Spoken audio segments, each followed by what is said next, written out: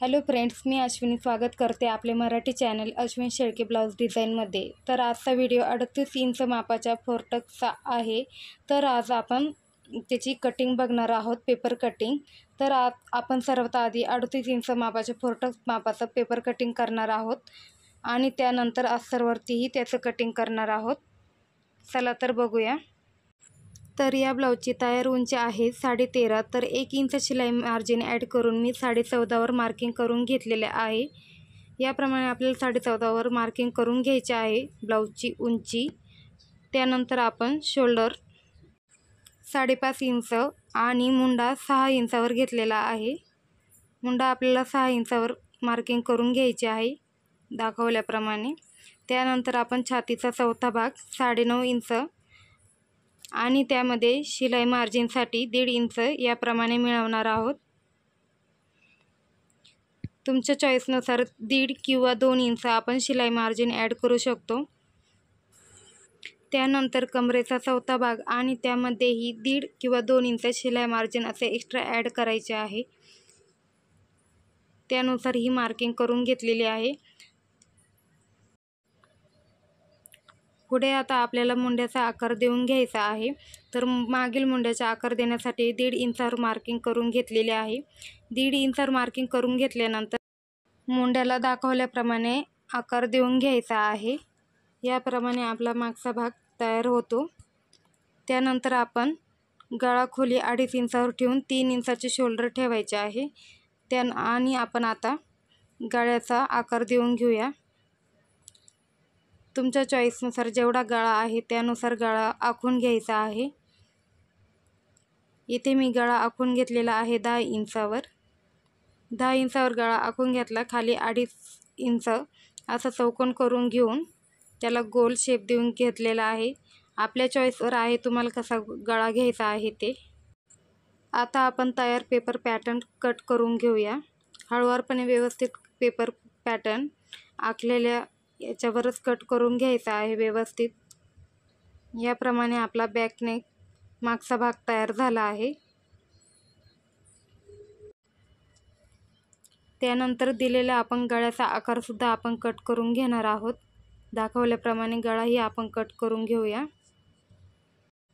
त्यानंतर आता आपण फ्रंट पार्टचं कटिंग करून घेणार आहोत। इथे आपले ब्लाऊजची उंची मूळ उंची आपली 13.5 इंच आहे। तर मी एक्स्ट्रा 2 इंच मिळवणार आहे। तर अशी 13.5 + 2 अशी 15.5 इंचावर मी मार्किंग करून घेतलेली आहे। 15.5 वर मार्किंग करून घेतल्यानंतर आपले शोल्डर 5.5 इंचावर टाकून घेतले आहे आणि त्यानंतर मुंडा 6 इंचावर घेतलेला आहे।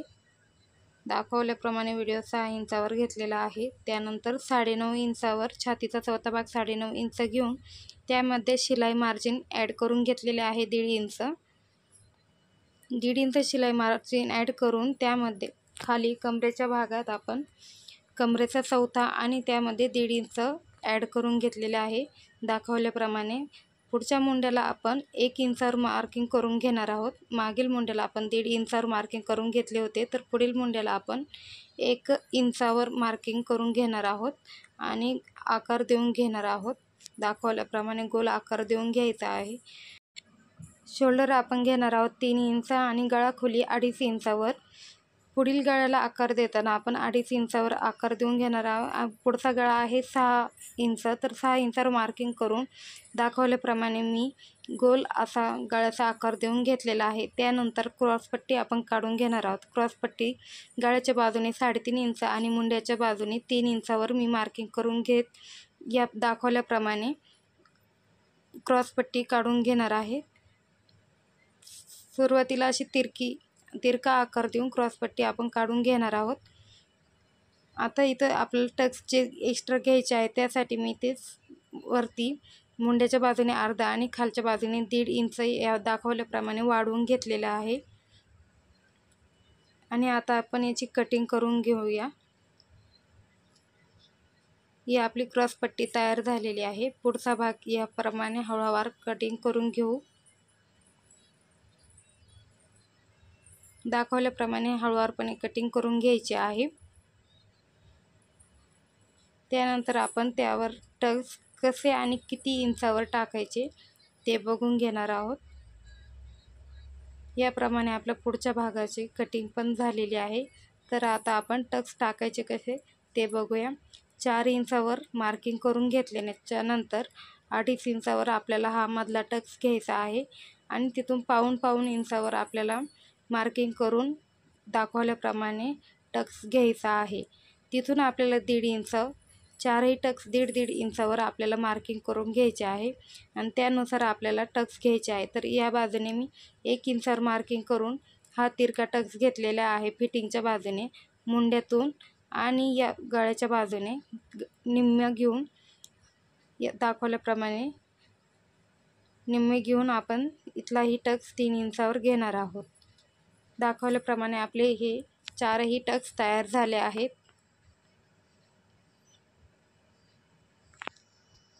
याप्रमाणे आपला पुढचा भाग देखील कट करून झाला आहे. तर आता आपण बाहीची कटिंग करून घेणार आहोत. बाहीची कटिंग करून घेताना आपल्याला डबल फोल्डेड पेपर घ्यायचा आहे. इथे उंची आहे 6 इंच, तर अर्धा इंच मी एक्स्ट्रा शिलाई मार्जिन घेतलेली आहे. 3 इंचाचा मार्किंग करून 3 इंचाची ही मार्किंग करून घेतलेली आहे. बॉक्स तयार करून घेतलेला. त्यानंतर इथे 9.5 इंच जे आपला छातीचा चौथा भाग आहे तोच घेऊन मार्किंग करून घेतलेले आहे. खाली दंडघेर आपला जो आहे त्यामध्ये मी 1.5 इंच मिळवून घेतलेले आहे. याप्रमाणे मी मार्किंग करून घेतली. त्यानंतर आता आपल्याला आकार द्यायचा कसा ते बघणार आहोत. याप्रमाणे मी टेप ठेवलेला आहे. ही तिरकी टेप आपला 10 इंचावर आलेला आहे. त्याच्याने मग घ्यायचा आहे 5 इंचावर. 5 इंचावर घेतल्याच्या नंतर आपले जिथं 5 इंच आलं होतं त्याच्यावरती अर्धा इंच आणि खालच्या बाजूने अर्धा इंच असे मार्क करून घ्यायचे आहे आणि वरच्या बाजूने असा गोल आकार देत घ्यायचा आहे. दाखवल्याप्रमाणे इथे आकार असा देऊन घ्यायचा आहे.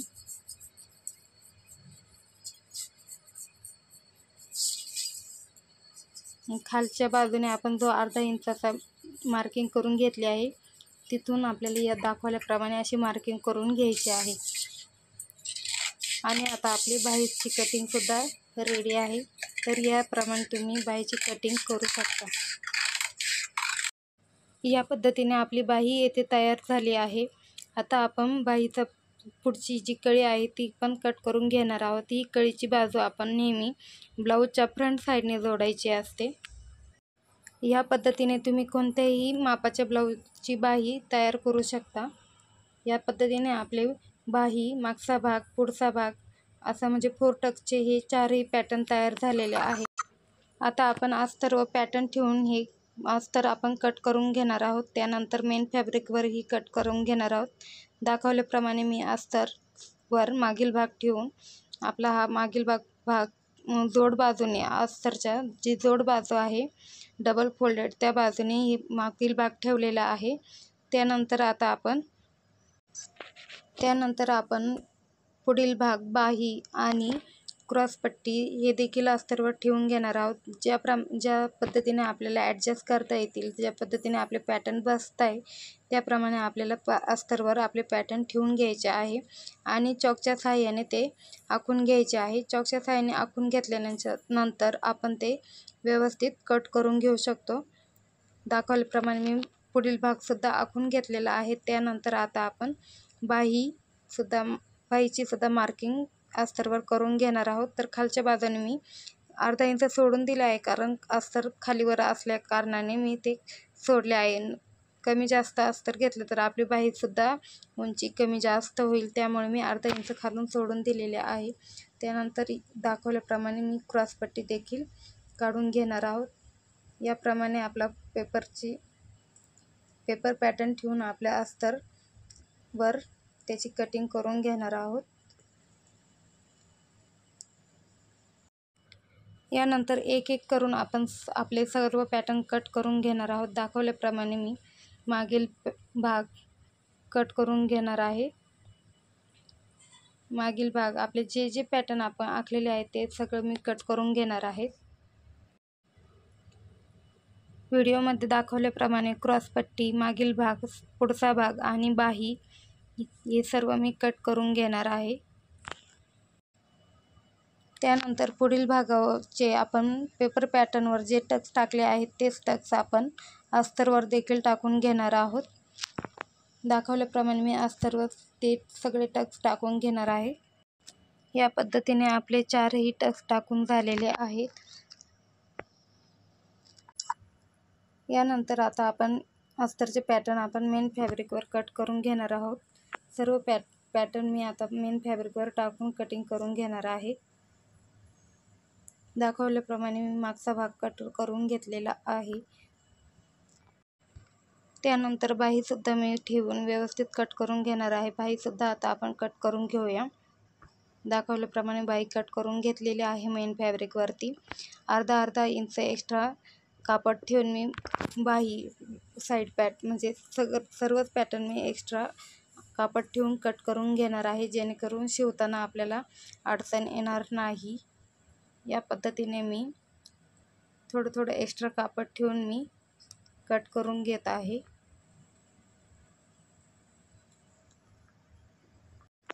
या पद्धतीने आपला ब्लाऊज पॅटर्न कट करून झालेले आहे। यानंतर हा ब्लाऊज शिवायचा कसा आपण ते सुद्धा बघणार आहोत। चला मग याची स्टिचिंगचा व्हिडिओ सुद्धा आपण बघूया। चला तर सुरुवात करू आपण शिवण्यासाठी। तर आपण ब्लाऊज शिवायला सुरुवात करताना आपण आपले मेन फॅब्रिक आणि अस्तर हे आपण जोडून घेणार आहोत। प्रत्येक पार्टचे आपण मेन फॅब्रिक आणि अस्तर जोडून घेणार आहोत। सुरुवात करताना आपण पाठीमागल्या भागापासून सुरुवात करणार आहोत। तर इथे कमरेच्या बाजूने मी अर्धा इंचाचं मार्जिन ठेवत शिलाई करून घेतलेली आहे।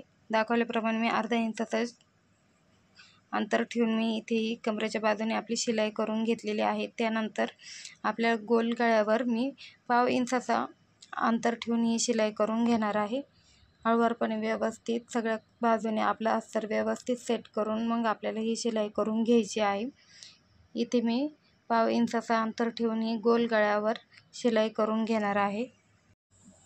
त्यानंतर गळ्याचे एक्स्ट्राचं जे मेन फॅब्रिक आहे ते सुद्धा मी हळूवारपणे कट करून घेणार आहे। दाखवल्याप्रमाणे मी व्यवस्थित गोल गळ्याचं हे अस्तर कट करून मेन फॅब्रिक कट करून घेतलेलं आहे। त्यानंतर कमरेला खाली जे एक्स्ट्राचं जे अस्तर आहे ते सुद्धा मी कट करून घेणार आहे। धागे वगैरे निघलेले असतात ते कट करून घेऊन आता मी हा गळा पलटी करून घेणार आहे।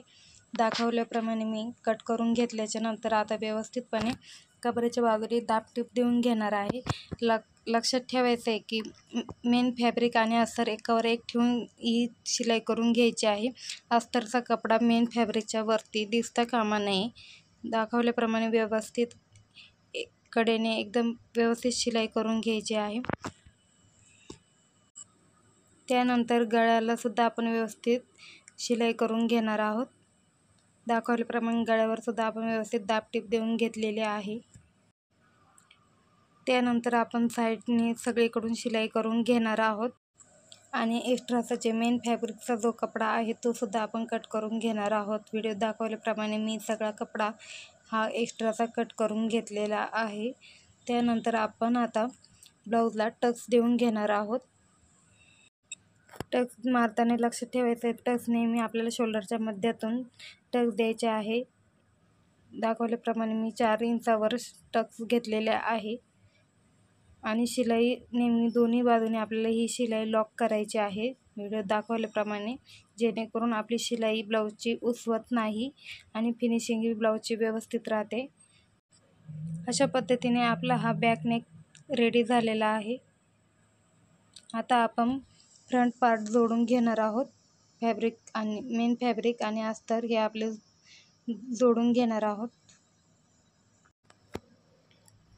आपण अस्तरवर जे एका पार्टवर टक्स टाकलेले होते तेच आपण दुसऱ्या पार्टवर हे छापून घ्यायचे आहे आणि त्या पार्टवरही ते टक्स चॉकने आखून घ्यायचे आहे, जेणेकरून आपल्याला शिलाई करताना सोपे जाईल। आता आपण दोन्ही फॅब्रिकवर दोन्ही पार्टवर आपण अस्तरचा कपडा ठेवून ते 4ही बाजूनी शिलाई करून घेणार आहोत। या पद्धतीने आपण 4ही बाजूनी शिलाई करून घ्यायची आहे आणि एक्स्ट्राचं जे मेन फॅब्रिक आहे ते सुद्धा आपण कट करून घेणार आहोत। यानंतर आखलेल्या टक्सवर आपण शिलाई करून घेणार आहोत। दाखवल्याप्रमाणे मी शिलाई करून घेणार आहे। या पद्धतीने आपल्याला प्रत्येक टक्सवर शिलाई करून घ्यायची आहे। या पद्धतीने या बाजूने ही म्हणजे सगळे टक्स आपल्याला शिलाई करून घ्यायचे आहे। अशा पद्धतीने आपले चारही टक्स तयार होतील। या पद्धतीने मुंड्याचाही टक्स आता आपण देऊन घेतलेला आहे। या पद्धतीने टक्स दिल्याच्या नंतर हे बघा एकदम परफेक्ट फिनिशिंगमध्ये एकदम परफेक्ट पफ आपल्याला तयार झालेला आहे। यानंतर आता आपण दुसऱ्या बाजूनेही हे टक्स आखून घेतले आहे ते शिलाई करून घेणार आहोत। त्यानंतर आपल्याला दोन्ही साईडच्या क्रॉसपट्ट्या आपण जोडून घेणार आहोत। तर क्रॉसपट्ट्या जोडण्यासाठी मी या अस्तरच्या 2 आणि मेन फॅब्रिकच्या 2 क्रॉसपट्ट्या घेतलेल्या आहेत। तर या पद्धतीने त्या जोडून घेणार आहे। या पद्धतीने जोडून घेतल्याच्या नंतर आपण त्याला या पद्धतीने कट करून घ्यायचं आहे आणि मग आपण ते आपल्या म्हणजे ब्लाऊजला जोडून घेणार आहोत। अशा पद्धतीने मी दुसऱ्या योगपट्टीच्या अस्तर आणि मेन फॅब्रिक एकमेकांना जोडून घेतलेला आहे।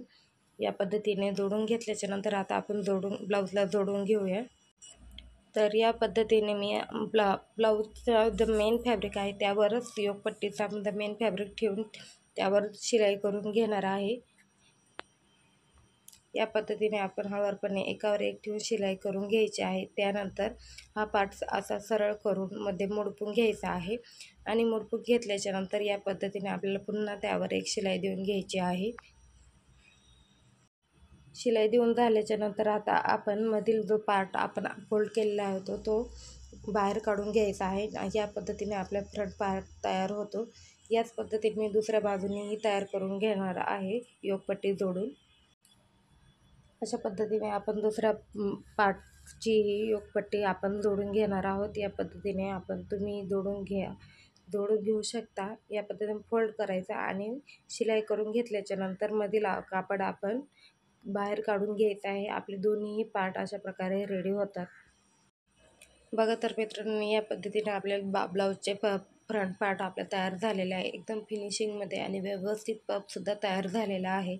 या पद्धतीने आपला ब्लाऊज एकदम व्यवस्थित परफेक्ट बसला जातो। त्यानंतर आता आपण ब्लाऊजला काजेची आणि बटनाची पट्टी तयार करून घेणार आहोत। तर मी 2 पट्ट्या काढून घेतलेल्या आहेत, एक काजासाठी आणि एक बटनासाठी। तर आपण बटनाची जी पट्टी तयार करणार आहोत त्याला खाली सुद्धा मी मेन फॅब्रिकचं जे कापड आहे ते ठेवणार आहोत। या पद्धतीने मी फोल्ड करून आता ते जोडून घेणार आहे।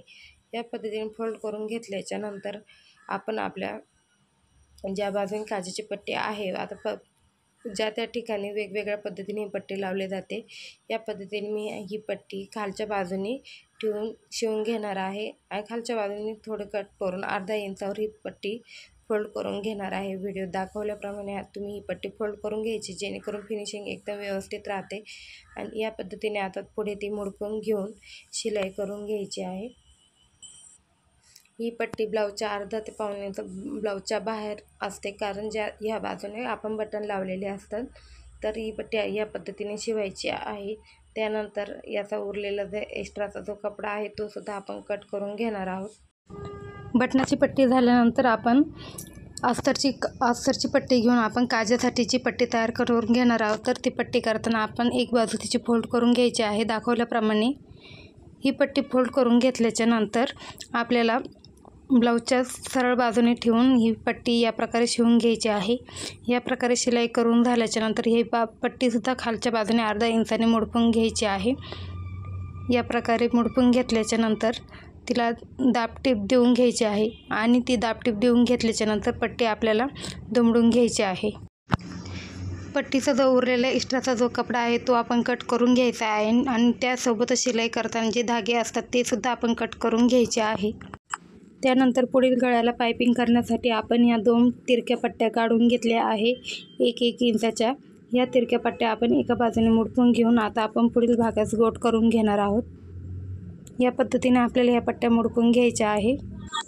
त्यानंतर आपले दोन्ही पार्ट एकसारखे झालेले आहे का ते एकदा चेक करून घ्यायचे आहेत। त्यानंतर आता आपण गळ्याला पायपिंग जोडून घेणार आहोत।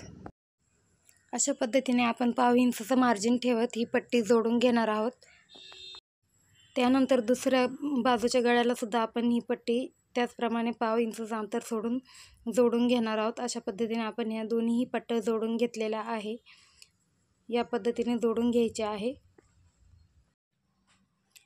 त्यानंतर आता आपण व्यवस्थितपणे हा गोट तयार करून घेणार आहोत।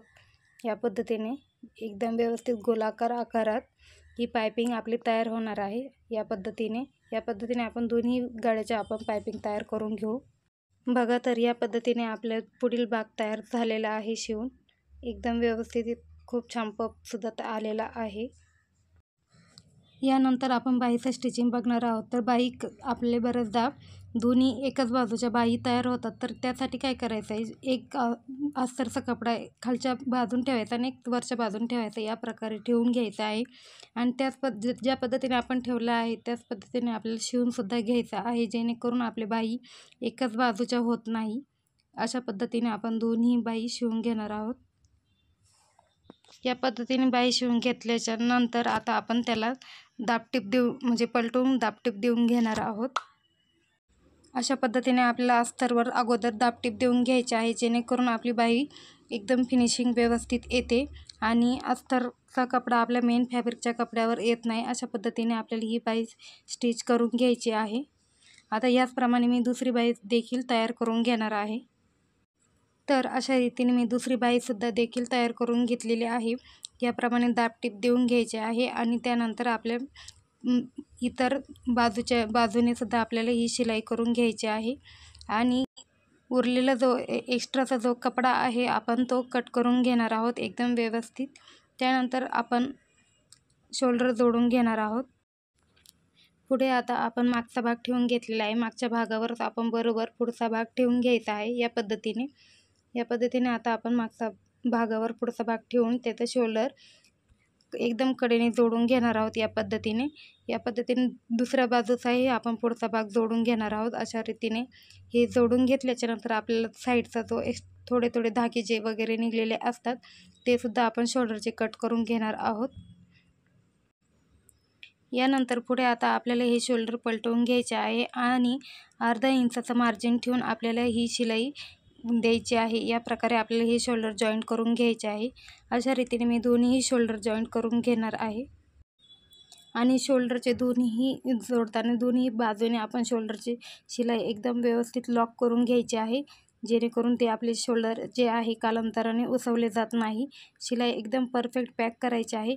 त्यानंतर आपल्याला मुंड्यामध्ये चेक करायचे आहे आपले दोन्ही पार्ट एकावर एक बरोबर व्यवस्थित आलेले आहे का, जेणेकरून आपली मुंड्यातली फिटिंग जी आहे ती खालीवर होत नाही आणि परफेक्टमध्ये आपली फिटिंग येते। त्यानंतर आता आपण मध्यातून आपली ही बाही जोडून घेणार आहोत। अशा पद्धतीने बाहीची जी खोलगट बाजू आहे ती आपण ब्लाऊजच्या पुढच्या बाजूने जोडून घेणार आहोत। अशा पद्धतीने ही बाही आपण इथे जोडून घेतलेली आहे।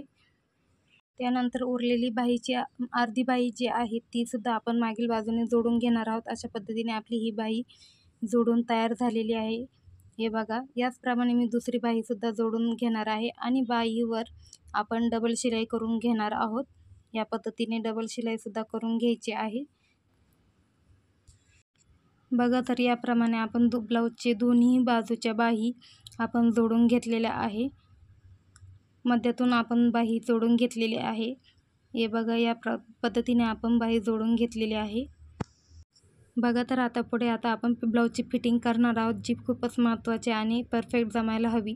आता मी एकदम कडेने आपली जी ब्लाऊजला शिलाई करून घेतलेली आहे आणि ती शिलाई पलटून घेणार आहे, ज्यामुळे ब्लाऊजचे धागे वगैरे जे निघत नाहीत आणि ब्लाऊजसुद्धा व्यवस्थित आणि फिनिशिंगमध्ये दिसतो। या पद्धतीने मी जे साईडचा थोडासा जे एक्स्ट्राचा आहे ते कट करून घेणार आहे आणि दोन्ही बाजूने पद्धतीने या प्रकारे मी शिलाई करून घेतलेली आहे। हे बघा, याप्रमाणे। यानंतर आता आपण ब्लाऊज पलटवून घेणार आहोत आणि ब्लाऊज पलटवून घेतल्याच्या नंतर आपण साईडने एक दाबटीप देऊन घेणार आहोत। या पद्धतीने अशाच पद्धतीने आपण दुसऱ्या बाजूनी ही दाबटीप देऊन घेणार आहोत। दाबटीप देऊन घेतल्याच्या नंतर आता आपण पुढे आपली जी ब्लाऊजची जी फिटिंग आहे ती टाकून घेणार आहोत। तर फिटिंग आहे, कमरेचं माप आहे आपलं 30, तरी मी इथे 7.5 इंचावर मार्किंग करून घेणार आहे। कमरेचा चौथा भाग, छातीचा चौथा भाग 9.5, असं 9.5वर मार्किंग करून घेणार आहे। या पद्धतीने 9.5वर मार्किंग करून घेतल्याच्या नंतर आपला जो दंडगेर आहे तो आहे 6 इंच. तर 6 इंचावरही मी मार्किंग करून घेतल्याच्या नंतर हे तिन्ही पॉईंट आपल्याला एका रेषेत, सरळ रेषेत जोडून घ्यायचे आहे. या पद्धतीने आपण सरळ रेषेत हे पॉईंट जोडून घेऊन आपल्या ब्लाऊजची फिटिंग करून घेणार आहोत.